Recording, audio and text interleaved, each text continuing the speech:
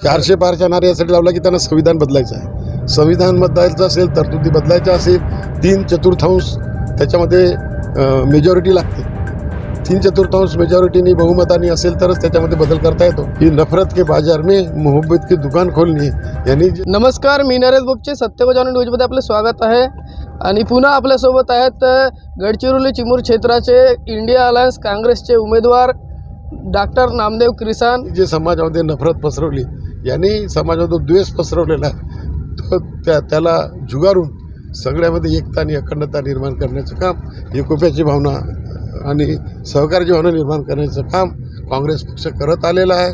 आणि तोच कार्यक्रम काँग्रेस पक्षाचा आहे. सर्व धर्म समभाव, सगळ्यांना सारखी संधी, सगळ्यांना समान न्याय आणि सगळ्यांना समान प्रतिनिधित्व हे भारतीय संविधानामध्ये विहित आहे. आणि त्या पद्धतीनंच काँग्रेस सरकारने आतापर्यंत काम केलेलं आहे आणि पुढे पण करत राहणार आहे. यांच्यासारखं समाजाला विभागण्याचं काम होणार नाही. काय म्हणाल, आता सध्या जे मोदी सरकार आहे ते म्हणत आहे अक्की बार 400 पार. कशा करता त्यांना 400 पाहिजे आणि 400 निवडून येतील का त्यांचे? 400 पारच्या नारा यासाठी लावला की त्यांना संविधान बदलायचं आहे. संविधान बदलायचं असेल, तरतुदी बदलायच्या असेल, 3/4 त्याच्यामध्ये मेजॉरिटी लागते. 3/4 मेजॉरिटीनी बहुमतानी असेल तरच त्याच्यामध्ये बदल करता येतो. आता 3/4 पाहिजे तर 400च्या वर पाहिजे. आता 400 आले तर ते मग त्यांची मनसातीच आहे की संविधानातल्या तरतुदी अनेक बदलायच्या आणि लोकशाहीला मार कशा प्रकारच्या प्रोविजन त्या ठिकाणी करायच्या.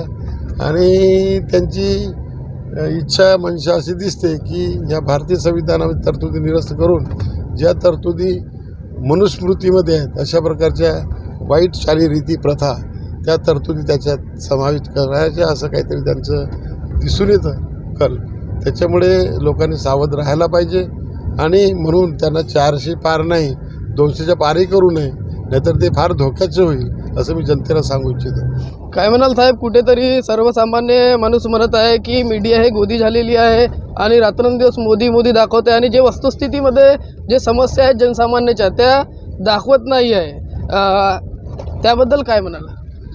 समस्या भरपूर आहेत. मोठ्या प्रमाणात वाढलेली महागाई आहे. या लोकांनी म्हटलं महागाई कमी करू, पण कमी करण्यापेक्षा वाढवली जास्त. त्याच्यानंतर बेरोजगारी मोठ्या प्रमाणात वाढली. 2 कोटी रोजगार देणार होते दरवर्षाला, 2 कोटी रोजगार दिला नाही, पण त्याच्यापेक्षा जास्त बेरोजगारी या देशामध्ये वाढलेली आहे. जे काय आश्वासनं दिलेली होती ते कधीच पूर्ण या लोकांनी केलेली नाहीत. आणि आता आश्वासनं पूर्ण केलेली नाहीत, मग काय करायचं? लोकांचं लक्ष त्याच्यापासून दुसरीकडे वेधण्यासाठी, म्हणजे या महागाईकडे, बेरोजगारीकडे आणि ज्या शेतकऱ्यांच्या समस्या आहेत, त्यांनी दिलेल्या आश्वासनं हे लोक सगळ्यांनी विसरावे आणि दुसरीकडे त्याचं लक्ष केंद्रित हो. त्यांच्या भावनामध्ये हात घालून धर्माच्या नावावर समाजामध्ये विभाजन करण्याचं काम केलं जात आहे. आणि धर्माच्या नावावर मतं घेण्याचं काम होत आहे, देवाच्या नावावर मतं घेण्याचं काम होत आहे, मंदिराच्या नावावर मतं घेण्याचं काम होत आहे. अशा पद्धतीनं ते मूळ समस्यांना बगल देऊन ते मतं घेण्यासाठी असे वाद निर्माण करत आहेत. काय वाटतं साहेब आपल्याला, कुठेतरी भाजपा हिंदू मुस्लिम करून काहीतरी विभाजन करून मतदान घेण्याच्या याच्यामध्ये दिसत आहे का मानसिकतेवर? ते नेहमी त्यांची तशीच पद्धत राहिलेली आहे. म्हणून मंदिराचा मुद्दा अनेक वर्ष त्यांनी कायम ठेवला. आता मंदिर बांधून झाल्यावर तर त्याचा श्रेय घेण्यासाठी ते सांगणार.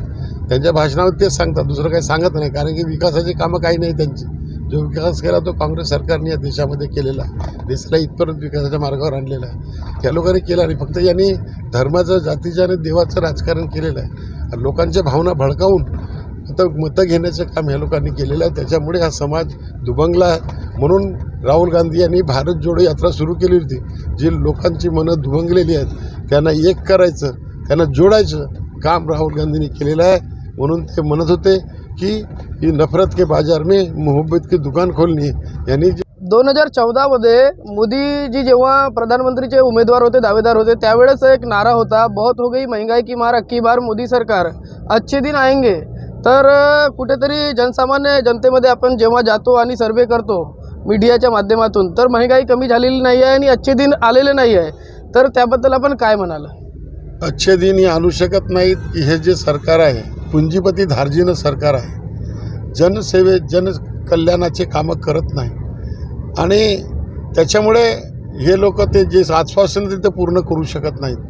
कारण की फक्त पुंजीपतीचं घर भरणं आणि कमी उत्पन्न असणाऱ्या छोट्या मोठ्या व्यापाऱ्यांच्या विरुद्ध कायदे करणं, त्यांच्या पद्धतीनं टॅक्सेशन असं लावणं की जेणेकरून त्यांना परवडणार नाही, जनसामान्य लोकांवर टॅक्सेस लावून किंवा कर लादून मोठ्या प्रमाणावर वसुली करणं आणि त्या पुंजीपती लोकांचं घर भरणं अशा प्रकारचं काम यांचं सुरू असल्यामुळे यांनी जे आश्वासनं दिलेली होती की शेतकऱ्याचे उत्पन्न दुप्पट करू, शेतकऱ्याच्या मालाला उत्पादन खर्च दीडपट दर देऊ, हवाई चप्पलांना हवाई जहाजमध्ये बसवू, अच्छे दिन आएंगे, महंगाई कम करेंगे, त्यावेळेस महंगाई तेवढी नव्हती तरी पण महागाईबद्दल हे ओरडत होते, परंतु त्याच्यापेक्षा दुप्पटीने महागाई वाढलेली आहे, काही ठिकाणी 3 पटीने वाढलेली आहे. डिझेल पेट्रोल याच्या डिझेल पेट्रोलची जर गोष्ट करण्यात आली तर ते GST मध्ये घेण्यात आले नाही. 18% GST प्रत्येक वस्तूवर लावण्यात आली, पण डिझेल पेट्रोल यामध्ये लावण्यात नाही आली. मागचे उद्देश काय असेल? डिझेल पेट्रोल GST लावली तर त्यांना कमी उत्पन्न मिळेल, कारण की आता सेंट्रल एक्साईज ड्युटी असते, त्याच्यानंतर सेल टॅक्स जे काही व्हॅट वगैरे जे आधी लागत होतं ते सगळं त्याच्यावर लागू होतं आणि सेंट्रल एक्साईजच्या माध्यमातून केंद्र सरकार मोठ्या प्रमाणावर त्याच्याकडून वसुली करत असते. काँग्रेसच्या काळामध्ये डिझेलवर 3 रुपये 30 पैसे केंद्रीय शुल्क होता, म्हणजे एक्साईज ड्युटी होती, आणि पेट्रोलवर 9.5 रुपये एक्साईज ड्युटी होती.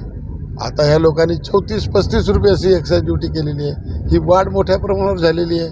त्यावेळी जो रोड सेस होता त्याच्यामध्ये जो घेतला जात होता डिझेल पेट्रोलच्या विक्रीवर, तो प्रति लिटर 1 रुपया होता, आता प्रति लिटर यांनी 18 रुपये केलेले आहेत. अशा पद्धतीने लोकांना लुबाडण्याचं काम चालू आहे आणि महागाई त्याच्यामुळे वाढलेली आहे. काय म्हणाल, काँग्रेसची सरकार आली तर डिझेल पेट्रोल आणि गॅसचे दर कमी कुठेतरी होणार काय?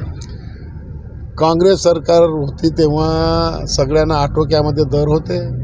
आपल्याला गॅसचं सिलेंडर 4,400मध्ये भरलं जायचं, पण आता ते 1100-1200 केली, आता 300 रुपये कमी केले. निवडणुका समोर असल्यामुळे निवडणुका संपल्यावर पुन्हा वाढवतील, पण त्यांना संधी मिळेल तर वाढवतील. काँग्रेसची ज्या ठिकाणी सत्ता आलेली आहे त्या ठिकाणी सिलेंडर 500 रुपयामध्ये उपलब्ध करून देण्याचं काम काँग्रेसने केलेलं आहे आणि त्यांच्या काळात केलेलं आहे. तर काँग्रेस त्याच पद्धतीनं सबसिडी जी ह्या लोकांनी संपवलेली आहे, खतावरची सबसिडी संपवली, त्याच्यानंतर गॅसची सबसिडी संपवलेली आहे. ही जर किमती जरी वाढल्या मार्केटमध्ये, ओपन मार्केटमध्ये, तरी त्याच्यावर सबसिडी देऊन लोकांना म्हणजे सवलत देण्याचं काम काँग्रेस सरकार करीत होतं आणि काँग्रेस सरकार सत्तेत आल्यानंतर तशीच योजना राबवणार आहे. लोकांवर जास्त भुर्दंड पडणार नाही याच्याकडे लक्ष देणार आहे. आपल्यासोबत होते गडचिरोली चिमूर लोकसभा क्षेत्राचे इंडिया अलायन्स काँग्रेसचे उमेदवार डॉक्टर नामदेव किरसान, आणि त्यांनी काय सांगितले ते आपण बघितल्याच आहात. तर अशाच बातमी करता सत्यगोजान न्यूजला बघत राहा. मिळूया पुढील बातमीमध्ये. तोपर्यंत नमस्कार. जय रुकना.